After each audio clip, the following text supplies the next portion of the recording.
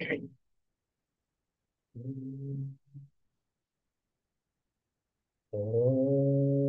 शन्नो मित्रः शं वरुणः शन्नो भवत्वर्यमा शन्न इन्द्रो बृहस्पतिः शन्नो विष्णुरुक्रमः नमो ब्रह्मणे नमस्ते वायो त्वमेव प्रत्यक्षं ब्रह्मासि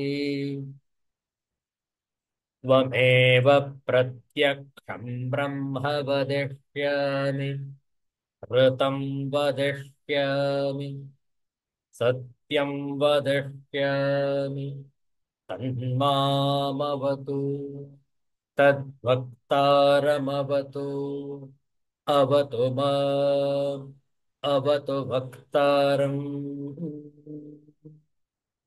ॐ शान्तिः शान्तिः शान्तिः हरिः ॐ श्रीगुरुभ्यो नमः हरिः ॐ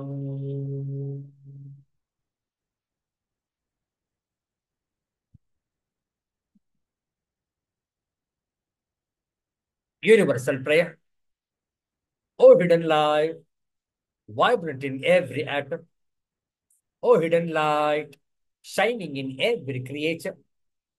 O hidden love, embracing all in oneness. May each who feels himself as one with thee know he is also one with every other. Om Shanti, Shanti, Shanti.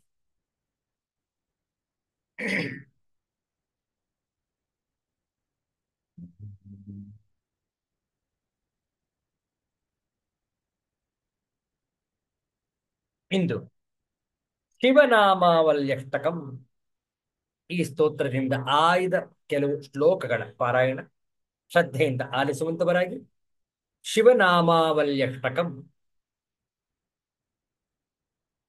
ಓಂ वाराणसी पुरपते मणिकर्णिकेश वीरेश दक्षमखकाल विभो गणेश सर्वेश सर्वहृदयैकनिवासनाथ संसारदुःखगहनात् जगदीश रक्ष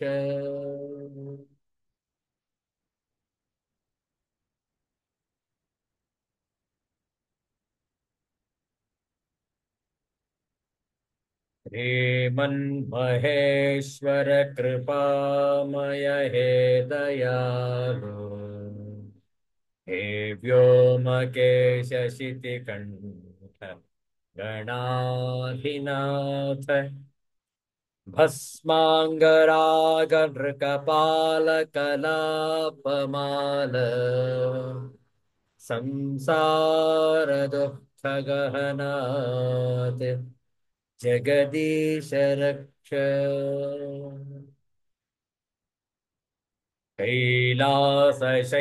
कैलासशैलविनिवास वृषाकपेः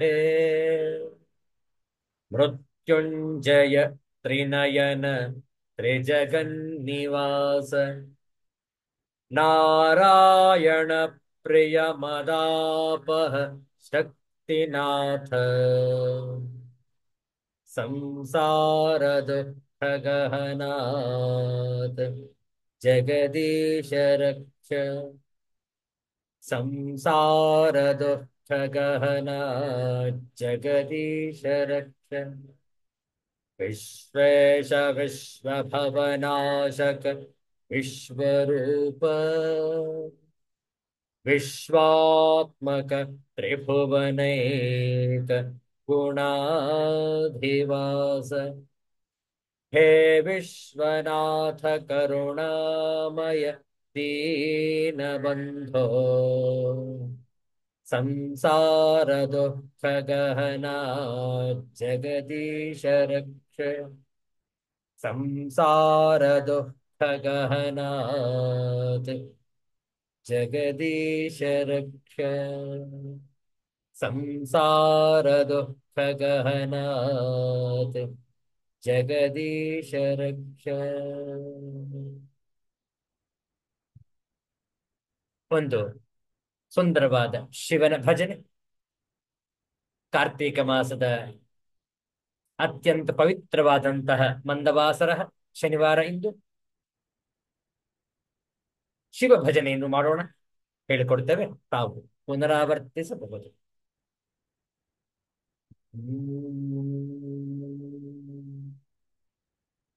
ಶಿವಾಯ परमेश्वराय शशिशेखराय नमो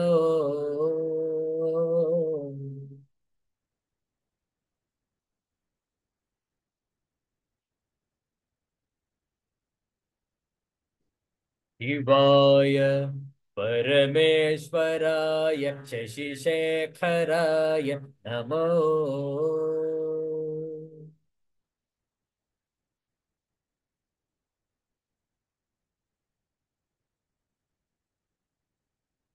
भवाय गुणसंभवाय शिवताण्डवाय नमो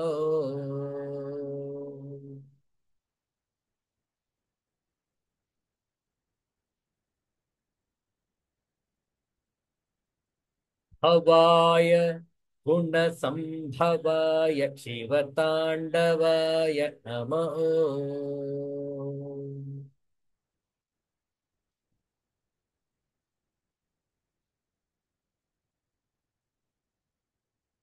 शिवाय परमेश्वराय चन्द्रशेखराय नमो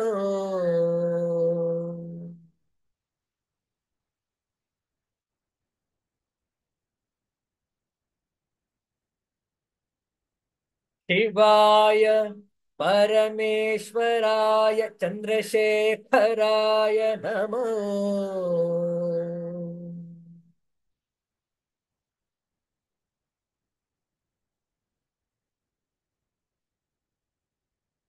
भवाय गुणसंभवाय शिवताण्डवाय नमो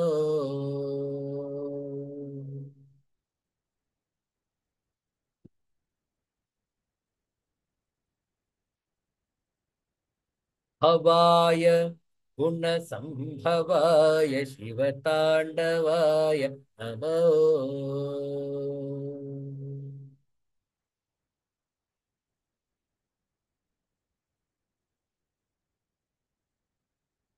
शिवाय परमेश्वराय शशिशेखराय नमो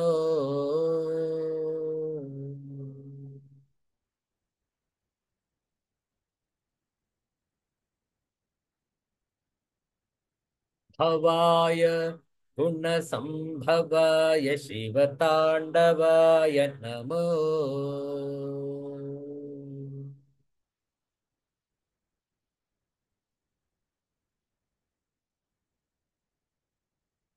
शिवाय परमेश्वराय चन्द्रशेखराय नमो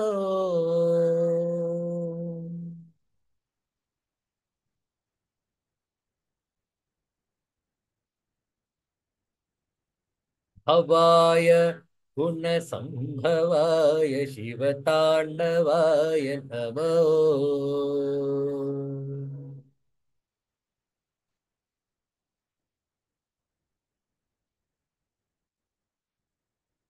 भवाय गुणसंभवाय शिवताण्डवाय नमो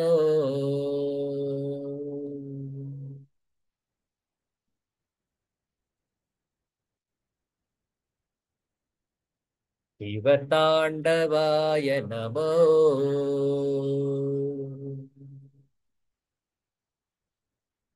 शिवताण्डवाय नमो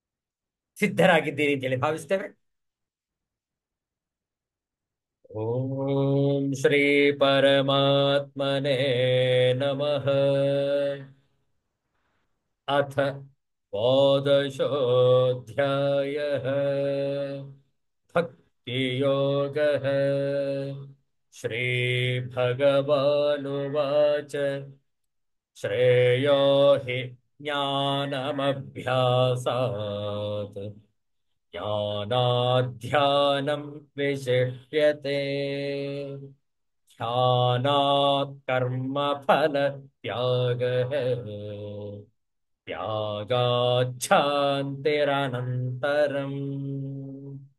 ಅದ್ವೇಷ್ಟಾ ಸರ್ವಭೂತಾನಾಂ ಮೈತ್ರಃ ಕರುಣ ಏವ ಚ. ನಿರ್ಮಮೋ ನಿರಹಂಕಾರಃ ಸಮದುಃಖ ಸುಖ ಕ್ಷಮೀ. ಸಂತುಷ್ಟಃ ಸತತಂ ಯೋಗಿ ಯತಾತ್ಮಾ ದೃಢನಿಶ್ಚಯಃ. ಮಯ್ಯರ್ಪಿತಮನೋ ಬುದ್ಧಿಃ ಯೋ ಮದ್ಭಕ್ತಃ ಸ ಮೇ ಪ್ರಿಯಃ. ಯಸ್ಮಾನ್ನೋ ದ್ವಿಜತೆ ಲೋಕಃ ಲೋಕಾನ್ನೋ ದ್ವಿಜತೆ ಚ ಯಃ.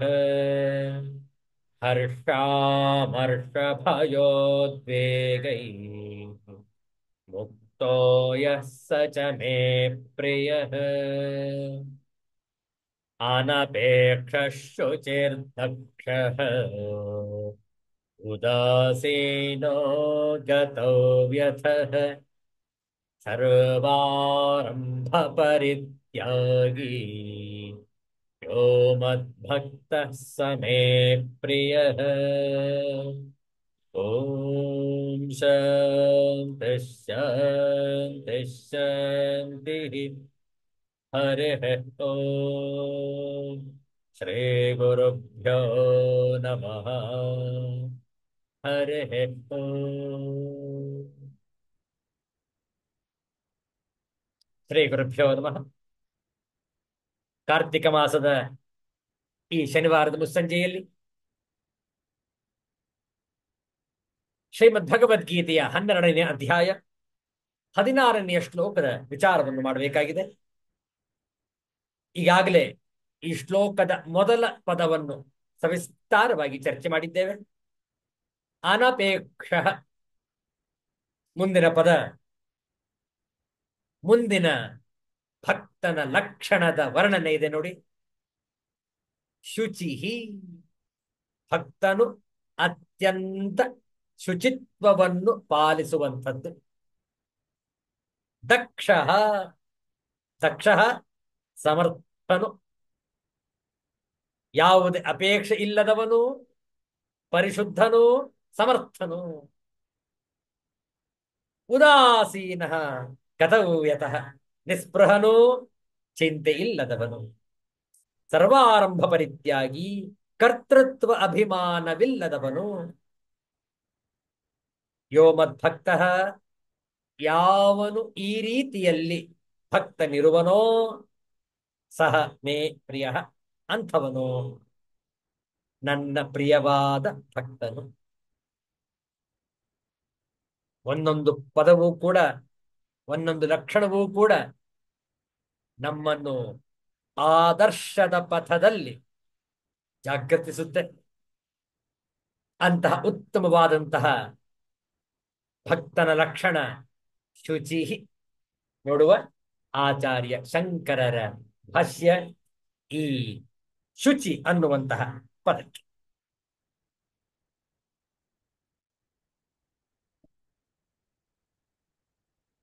ಅನಪೇಕ್ಷ ನೋಡಿದ್ದೇವೆ.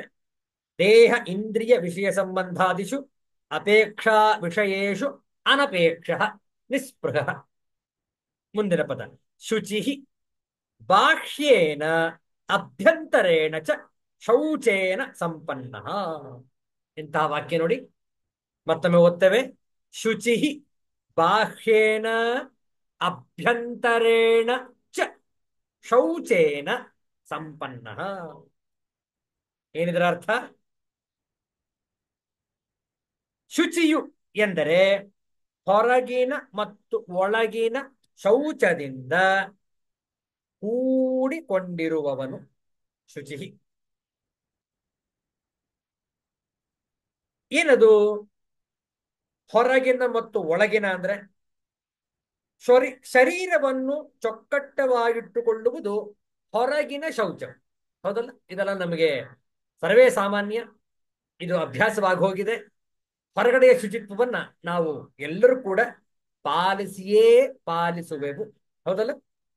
ಯಾಕೆಂದ್ರೆ ಶರೀರವನ್ನು ಚೊಕ್ಕವಾಗಿಟ್ಟುಕೊಳ್ಳದೆ ಹೋದ್ರೆ ಅತ್ಯಂತ ದುರ್ಗಂಧವಾಗಿ ಬಿಡುತ್ತೆ ಶರೀರ. ಆದ್ರಿಂದ ಅದನ್ನ ಹೊರಗಿಂದ ಹೊರಗಿನ ಒಂದು ಮಟ್ಟದಲ್ಲಾದರೂ ಚೊಕ್ಕವಾಗಿಟ್ಟುಕೊಳ್ಳುವಂತಹ ಪ್ರಯತ್ನವನ್ನು ಮಾಡ್ತೇವೆ. ಆದ್ರೆ ನೋಡಿ, ಒಳಗಿನ ಶೌಚವೂ ಮುಖ್ಯ. ಒಳಗಿನ ಶೌಚ ಅಂದ್ರೆ ಅರ್ಥ ಏನು? ಮನಸ್ಸನ್ನು ನಿರ್ಮಲವಾಗಿಟ್ಟುಕೊಳ್ಳುವುದು ಒಳಗಿನ ಶೌಚವು. ವಿಚಾರ ಮಾಡಿ. ಹೊರಗಿನ ಶೌಚ ನಾವು ನೋಡ್ತಾ ನೋಡ್ತಾ ಕಲಿತೇವೆ. ನಮ್ಮ ಹಿರಿಯರು ಮಾಡ್ತಾ ಇರ್ತಾರೆ.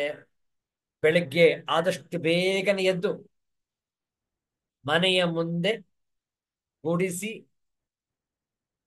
ಒರೆಸಿ, ಸಾರಿಸಿ, ರಂಗೋಲಿ ಇಟ್ಟು ಪುನಃ ಮನೆಯ ಒಳಗಡೆ ಬಂದು ಮನೆಯ ಒಳಗಡೆಯೂ ಕೂಡ ಕಸವನ್ನು ಗುಡಿಸಿ ನೆಲವನ್ನು ಚೊಕ್ಕಟವಾಗಿ ಒರೆಸಿ ಶುಚಿ ಮಾಡ್ತಾರೆ. ಹೌದಲ್ಲ? ನಾವು ಮನೆಯಲ್ಲಿ ಅದನ್ನು ನೋಡ್ತೇವೆ. ಮುಂದೆ ನಾವು ಕೂಡ ಅದೇ ರೀತಿ ಅದನ್ನ ಅನುಸರಿಸುತ್ತೇವೆ.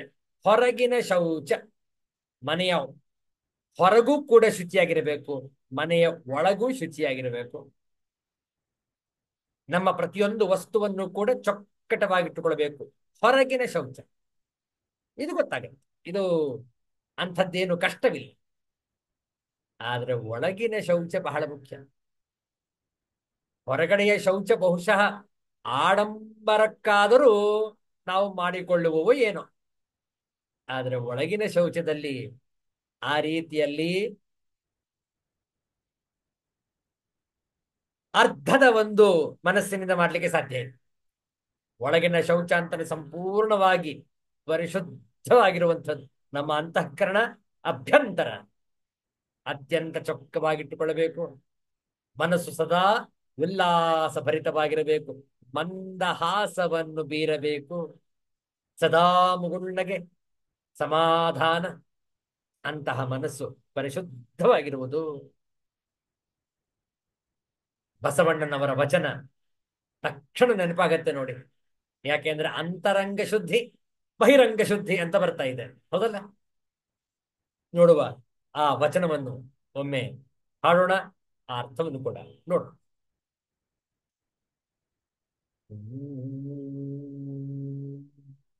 ಕಳಬೇಡ, ಕೊಲಬೇಡ, ಹುಸಿಯ ನುಡಿಯಲು ಬೇಡ, ಮುನಿಯಬೇಡ,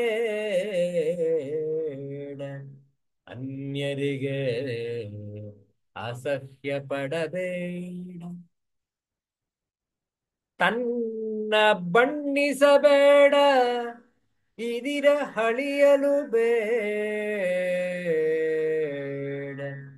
ಇದೇ ಅಂತರಂಗ ಶುದ್ಧಿ, ಇದೇ ಬಹಿರಂಗ ಶುದ್ಧಿ, ಇದೇ ನಮ್ಮ ಕೂಡಲ ಸಂಗಮ ದೇವರನೊಲಿಸುವ ಪರಿ, ಒಲಿಸುವ ಪರಿ, ಒಲಿಸುವ ಪರಿ. ಎಷ್ಟು ಚಂದ ಇದೆ ಅಲ್ಲ? ಬಹಿರಂಗ ಶುದ್ಧಿ, ಅಂತರಂಗ ಶುದ್ಧಿ ಎರಡನ್ನೂ ಕೂಡ ಇಲ್ಲಿ ಚೊಕ್ಕವಾಗಿ ಪರಮ ಪೂಜನೀಯರಾದಂತಹ ಸನ್ಮಾನ್ಯ ಬಸವೇಶ್ವರರು ತಿಳಿಸಿಕೊಟ್ಟಿದ್ದಾರೆ ಈ ಸುಂದರವಾದ ವಚನದಲ್ಲಿ. ಬಹಳ ಹಿಂದೆಯೇ 11ನೇ ಶತಮಾನದಲ್ಲಿ. ವಿಚಾರ ಮಾಡಿ. ಕಳ್ಳಬೇಡ, ಕಳ್ಳತನ ಮಾಡ್ಬೇಡಪ್ಪ. ನಿನ್ನದೇ ಆದಂತಹ ವಸ್ತುವನ್ನು ನೀನಿಟ್ಕೋ. ಇನ್ನೊಬ್ಬರ ವಸ್ತುವನ್ನು ದೋಚಲು ನಿನಗೆ ಯಾವ ಹಕ್ಕು ಇಲ್ಲ. ಹಾಗೆ ದೋಚಿದರೆ ಅದು ಪಾಪದ ಕಾರ್ಯ. ಕಳಬೇಡ. ಕಳ್ಳತನ ಮಾಡಬೇಡಪ್ಪ, ಕೊಲ್ಲಬೇಡ, ಯಾರನ್ನು ಕೊಲ್ಲುವ ಹಕ್ಕು ನಿನಗಿಲ್ಲ. ನೀ ಇನ್ನೊಬ್ಬರನ್ನು ಕೊಂದರೆ ಅದು ನಿನಗೆ ಪಾಪ ಕಾರ್ಯವನ್ನು, ಪಾಪ ಫಲವನ್ನು ಕೊಡುವುದು. ನಾವು ಕೊಲ್ಲಲು ಹೇಸಿಸುವುದಿಲ್ಲ, ಅದೇ ರೀತಿ ಪ್ರಾಣವನ್ನು ಕೊಡಲು ಸಾಧ್ಯವೇ ನಮಗೆ? ವಿಚಾರ ಮಾಡಿ. ಪ್ರಾಣವನ್ನು ತೆಗೆಯುವಂತಹ ಕ್ರೂರ ಕೆಲಸವನ್ನು ಮಾಡ್ತೇವೆ, ಅದೇ ಪ್ರಾಣವನ್ನು ಕೊಡುವಂತಹ ಕಾರ್ಯವನ್ನು ಮಾಡಬಲ್ಲೆವೋ ನಾವು? ಸಾಧ್ಯ ಇಲ್ಲ. ಪ್ರಾಣವನ್ನ ಕೊಡುವ ಒಂದು ಸಾಮರ್ಥ್ಯ ನಮಗೆ ಇಲ್ಲವಾದರೆ ಪ್ರಾಣವನ್ನ ತೆಗೆಯುವ ಹಕ್ಕು ನಮಗಿಲ್ಲ. ಕೊಲ್ಲಬೇಡ, ಯಾರನ್ನು ಕೊಲ್ಬೇಡಪ್ಪ. ಹುಸಿಯ ನುಡಿಯಲು ಬೇಡ. ಸುಳ್ಳು, ಹುಸಿ, ಸುಳ್ಳನ್ನು ಆಡುವಂಥದ್ದು ಜನರಿಗೀಗ ಸರ್ವೇ ಸಾಮಾನ್ಯ ಆಗಿ ಹೋಗ್ಬಿಟ್ಟು, ಸುಳ್ಳು ಹೇಳಲೇಬೇಕು ಅಂತಾರೆ ವ್ಯಾಪಾರಸ್ಥರು ಕೆಲವರು. ಸ್ವಾಮೀಜಿ ಸುಳ್ಳು ಹೇಳಿದ ಹೋದ್ರೆ ನಾವು ವ್ಯಾಪಾರ ಮಾಡ್ಲಿಕ್ಕೆ ಆಗುದಿಲ್ಲ, ಹೇಳಲೇಬೇಕಾಗ, ಅದು ನಮ್ಮ ಧರ್ಮ ಅಂತಾರೆ. ಆಹಾ. ಮನಸ್ಸನ್ನು ಶುದ್ಧವಾಗಿಟ್ಕೊಳ್ಬೇಕು. ಹುಸಿಯ ನುಡಿಯಲು ಬೇಡ, ಸುಳ್ಳು ಹೇಳ್ಬೇಡಪ್ಪ. ಮುನಿಯಬೇಡ, ಕೋಪಿಸಿಕೊಳ್ಳಬೇಡ. ಈ ಸಿಟ್ಟು ಬರುವುದಾದರೆ ಇನ್ನೊಬ್ಬರ ತಪ್ಪಿನಿಂದ ಮಾತ್ರ. ನಮ್ಮ ತಪ್ಪನ್ನು ನಮ್ಮ ತಪ್ಪು, ನಾವು ತಪ್ಪನ್ನು ಮಾಡಿದಾಗ ನಾವು ಕುಪಿತಗೊಳ್ಳುವುದೇ ಇಲ್ಲ, ಹೌದಲ್ಲ? ಮುನಿಯುವುದೇ ಇಲ್ಲ. ಇನ್ನೊಬ್ಬರು ಏನಾದರೂ ಕೆಟ್ಟ ಕಾರ್ಯಗಳನ್ನು ಮಾಡಿದಾಗ ಆಗ ನಮಗೆ ಸಿಟ್ಟು. ಅದೇ ಕಾರ್ಯವನ್ನು ನಾವು ಮಾಡಿದಾಗ ನಮಗೆ ಸಿಟ್ಟಿಲ್ಲ, ಹೌದಲ್ಲ? ಇನ್ನೊಬ್ಬರ ತಪ್ಪಿಗೆ ನಾವು ಪಡೆದುಕೊಳ್ಳುವಂತಹ ಶಿಕ್ಷೆಯೇ ಮುನಿಸು, ಕ್ರೋಧ, ಕೋಪ, ಹೌದಲ್ಲ? ಮುನಿಯಬೇಡ, ಕೋಪಿಸಿಕೊಳ್ಬೇಡಪ್ಪ. ಅನ್ಯರಿಗೆ ಅಸಹ್ಯ ಪಡಬೇಡ. ಪ್ರತಿಯೊಬ್ಬರನ್ನು ಕೂಡ ನಾವು ಸಹಿಸಿಕೊಳ್ಬೇಕು. ಇನ್ನೊಬ್ಬರಿಗೆ ದೀನ ಭಾವದಿಂದ, ಅಸಹ್ಯ ಭಾವದಿಂದ ನೋಡುವುದು ಬೇಡ. ಎಲ್ಲರನ್ನು ಕೂಡ ಸಹಿಸಿಕೊಳ್ಳುವ. ತನ್ನ ಬಣ್ಣಿಸಬೇಡ, ತನ್ನಂತಾನೇ ಹೊಗಳ್ಕೊಂಡ್ಬಿಡೋದು, ನಾನಿಂಥವ ಅಂಥವ. No self praising is allowed for a bhakta. ತನ್ನ ಬಣ್ಣಿಸಬೇಡ, ಇದಿರ ಹಳಿಯಲು ಬೇಡ. ಇನ್ನೊಬ್ಬರನ್ನು ದೂಷಿಸಲೂ ಬಾರದು, ನಿಂದಿಸಲೂ ಬಾರದು. ಇಷ್ಟನ್ನು ನಾವು ಪಾಲಿಸಿದರೆ ಇದೇ ಅಂತರಂಗ ಶುದ್ಧಿ, ಇದೇ ಬಹಿರಂಗ ಶುದ್ಧಿ, ಇದೇ ನಮ್ಮ ಕೂಡಲ ಸಂಗಮ ದೇವರನ್ನು ಒಲಿಸುವ ಪರಿ. ನೋಡಿ, ಕೂಡಲ ಸಂಗಮ ದೇವ ಬಸವೇಶ್ವರ, ಬಸವೇಶ್ವರರ ಆರಾಧ್ಯತೆ. ಆದ್ದರಿಂದ ಈ ಸುಂದರವಾದ ವಚನ ನಾವು ಸದಾ ನೆನಪಿನಿಟ್ಕೊಳ್ಬೇಕು. ಕಾರಣ ನಮ್ಮ ಅಭ್ಯಂತರ ಬಾಹ್ಯಂತರ ಎರಡರಲ್ಲೂ ಕೂಡ ನಾವು ಪರಿಶುದ್ಧಿಯನ್ನು ಸಾಧಿಸಬೇಕು. ಇದೇ ರೀತಿ ಮಂಕುತಿಮ್ಮನ ಕಗ್ಗದಲ್ಲೂ ಕೂಡ ಡಾಕ್ಟರ್ ಡಿ ವಿ ಗುಂಡಪ್ಪನವರು ಬಹಳ ಸುಂದರವಾಗಿ ಹೇಳಿದ್ದಾರೆ. ಕೊಳೆ ಶುಚಿಖ್ಯಾಪಕವು. ಕೊಳೆ ಮಾಡ್ಕೊಳ್ತೇವೆ ನಾವು, ಮನಸ್ಸನ್ನು ಕಲುಷಿತ ಮಾಡ್ಕೊಳ್ತೇವೆ, ಆದ್ರೆ ಅದು ಶುಚಿತ್ವದ ಜ್ಞಾಪಕ. ಖ್ಯಾಪಕ ಅಂದ್ರೆ ಜ್ಞಾಪಕ ಅಂತ ಅರ್ಥ. ಓದುವ ಈ ಸುಂದರವಾದ ಕಗ್ಗದ ಶ್ಲೋಕವನ್ನು ಒಮ್ಮೆ ಹಾಡ್ತೇವೆ, ಆಲಿಸಿರಿ.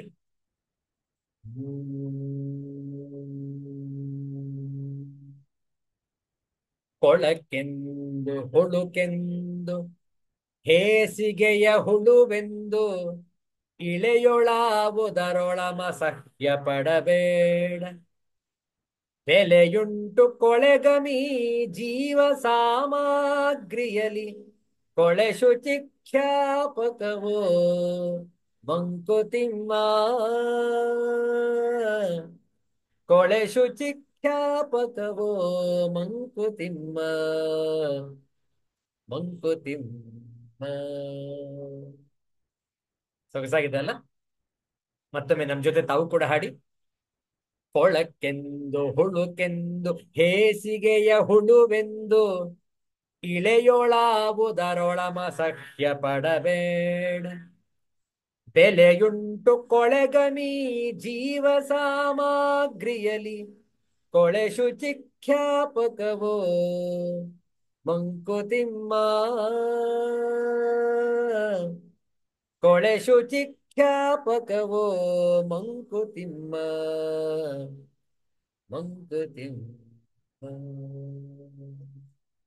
ಮಂಕುತಿಮ್ಮನ ಕಗ್ಗದ 830ನೆಯ ಕಗ್ಗ ಇದು ನೋಡಿ. ಆಂಗ್ಲ ಭಾಷೆಯ ಭಾವಾನುವಾದ. Don't cringe and berate anything in this world as filth, rotten, dirty, or infested. There is value to filth also in this symbiotic nature of life. It is the filth that sets apart the clean as clean. Mankuthimma ವಾಚ್ಯಾರ್ಥ ನೋಡಿ.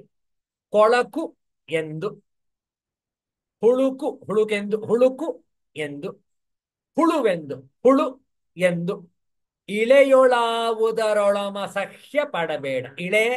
ಇಳೆಯ ಆವುದರೊಳಂ ಅಸಹ್ಯ ಪಡಬೇಡ. ಬಸವಣ್ಣನವರ ವಚನದಲ್ಲಿ ನೋಡುದಲ್ಲ, ಅನ್ಯರಿಗೆ ಅಸಹ್ಯ ಪಡಬೇಡ. ನೋಡಿ, ಇಳೆಯ ಆವುದರೊಳಂ ಅಸಹ್ಯ ಪಡಬೇಡ. ಬೆಲೆಯುಂಟು, ಬೆಲೆ ಉಂಟು. ಕೊಳೆಗಮಿ, ಕೊಳೆಗುಂ, ಈ ಖ್ಯಾಪಕ, ಜ್ಞಾಪಕ. ನೋಡಿ ಕನ್ನಡದ ಭಾವಾರ್ಥ. ನಿನ್ನ ಮನಸ್ಸನ್ನು ತಿಳಿಯಾಗಿರಿಸಿಕೊಳ್ಳಬೇಕು, ನಿನ್ನ ಮನಸ್ಸು ತಿಳಿಯಾಗಿರಿಸಿಕೊಳ್ಳಬೇಕು ಎಂದು ನಿನಗೆ ಬೇಡವಾದದ್ದೆಲ್ಲ ಕೊಳಕು, ಕುಲುಕು, ಹೇಸಿಗೆ, ಹುಳ ಎಂದು ಹೇಳುತ್ತಾ ಈ ಜಗತ್ತಿನಲ್ಲಿರುವುದನ್ನೂ ಅಸಹ್ಯ ಪಟ್ಟುಕೊಳ್ಳಬೇಡ. ಜಗತ್ತಿನ ಜೀವನದ ಸಮಗ್ರತೆಯಲ್ಲಿ ಸೃಷ್ಟಿಯ ಪ್ರತಿಯೊಂದು ವಸ್ತುವಿಗೂ ಒಂದು ಬೆಲೆಯುಂಟು. ಕೊಳೆ ನಮಗೆ ಶುಚಿಯನ್ನು ಜ್ಞಾಪಿಸುತ್ತಿರುತ್ತದೆ ಎಂದು ಮಾನಸಿಕ ಸಮಭಾವದ ಮೂಲಕ ಶಾಂತಿಯನ್ನು ಸಾಧಿಸುವ ಪರಿಯನ್ನು ಅರುಹಿದ್ದಾರೆ ಮಾನ್ಯ ಗುಂಡಪ್ಪನವರು ನಮಗೆ ಈ ಮುಕ್ತಕದಲ್ಲಿ. ಮತ್ತೆ ಬೆಳೆದ ನೋಡಿ, ಕೊಳೆ ನಮಗೆ ಶುಚಿಯನ್ನು ಜ್ಞಾಪಿಸುತ್ತಿರುತ್ತದೆ. ವ್ಯಾಖ್ಯಾನ ನೋಡಿ, ಬಹಳ ಚಂದ ಇದೆ, ಓದ್ತೇವೆ. ನಮಗೆಲ್ಲ ಅನ್ನವನ್ನು ನೀಡುವ ಭತ್ತದ ಗದ್ದೆಯಲ್ಲಿ ಕೆಸರಿದ್ದರೆ ಮಾತ್ರ ಭತ್ತದ ತೆನೆ ನಮಗೆ ಸಿಗುತ್ತದೆ. ಕೆಸರು ಎಂದು ಅಸಹ್ಯ ಪಡಲಾಗುವುದೇ? ಹಾಗಲ್ಲದೆ, ಅಯ್ಯೋ ನಮಗೆ ಅನ್ನವನ್ನು ನೀಡುವ ಗದ್ದೆಯ ಕೆಸರು ಎಂದು ಅದನ್ನು ಮೈಯೆಲ್ಲ ಹೊಳೆದುಕೊಳ್ಳಲಾಗುವುದೇ? ಎರಡೂ ಸರಿಯಲ್ಲ. ಪ್ರತಿಯೊಂದಕ್ಕೂ ಅವುಗಳದೇ ಆದ ಒಂದು ವಿಶಿಷ್ಟ ಸ್ಥಾನ ಮತ್ತು ಪ್ರಯೋಜನವಿರುತ್ತದೆ. ಅದನ್ನು ನಾವು ಮನಗಾಣಬೇಕು. ಏಕೆಂದರೆ ಈ ಜಗತ್ತಿನಲ್ಲಿ ಇರುವುದೆಲ್ಲ ಆ ಪರಮಾತ್ಮನ ಸೃಷ್ಟಿ ಮತ್ತು ಅವನ ಸೃಷ್ಟಿಯ ಪ್ರತಿಯೊಂದೂ ಸಂಪೂರ್ಣ ಮತ್ತು ಸಪ್ರಯೋಜಕ.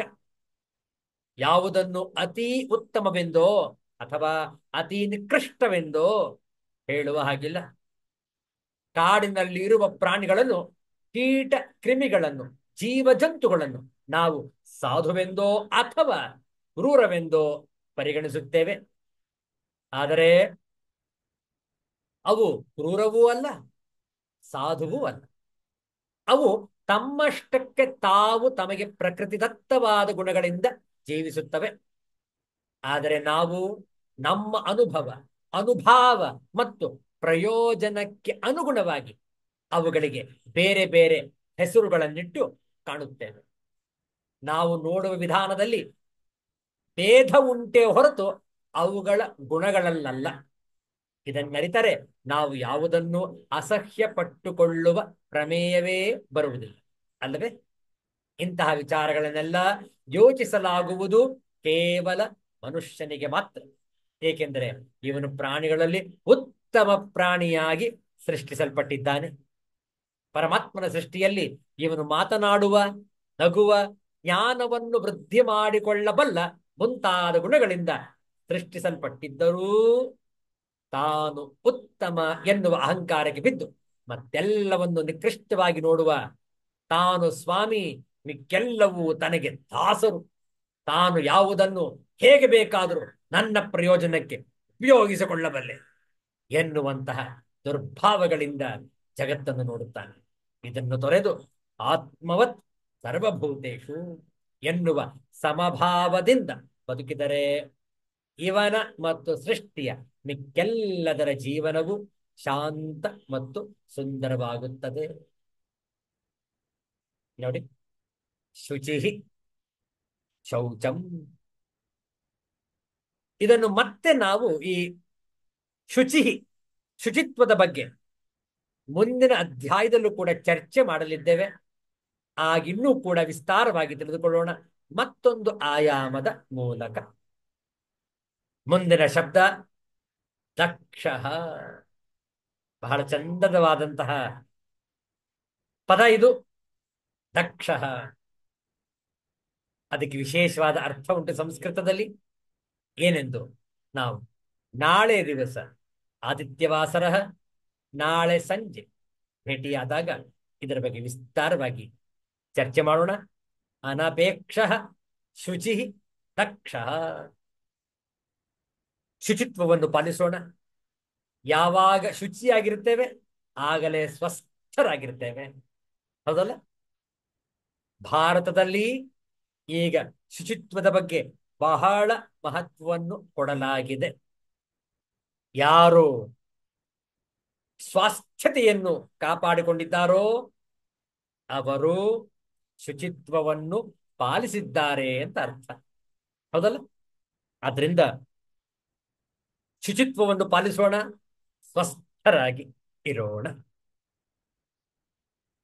ನಾಳೆ ದಿವಸ ಸಂಜೆ ಮತ್ತೆ ಭೇಟಿಯಾಗೋಣ. ಶಾಂತಿ ಮಂತ್ರದೊಂದಿಗೆ ಇಂದಿನ ಸತ್ಸಂಗವನ್ನು ಸಂಪನ್ನಗೊಳಿಸೋಣ. ಓಂ ಸರ್ವೇಷಾಂ ಸ್ವಸ್ತಿ ಭವತು, ಸರ್ವೇಷಾಂ ಶಾಂತಿರ್ಭವತು, ಸರ್ವೇಷಾಂ ಪೂರ್ಣಂ ಭವತು, ಸರ್ವೇಷಾಂ ಮಂಗಳಂ ಭವತು, ಸರ್ವೇ ಭವಂತು ಸುಖಿನಃ, ಸರ್ವೇ ಸಂತು ನಿರಾಮಯಾಃ, ಸರ್ವೇ ಭದ್ರಾಣಿ ಪಶ್ಯಂತು, ಮಾ ಕಶ್ಚಿತ್ ದುಃಖಭಾಗ್ ಭವೇತ್. ಓಂ ಶಾಂತಿ ಶಾಂತಿ ಶಾಂತಿ. ಹರಿ ಓಂ. ಶ್ರೀ ಗುರುಭ್ಯೋ ನಮಃ. ಹರಿ ಓಂ. ಮತ್ತೆ ಭೇಟಿಯಾಗೋಣ. ಎಲ್ಲರಿಗೂ ಒಳಿತಾಗಲಿ, ಎಲ್ಲರಿಗೂ ಶುಭವಾಗಲಿ. ಜೈ ಶ್ರೀ ಗುರುದೇವ.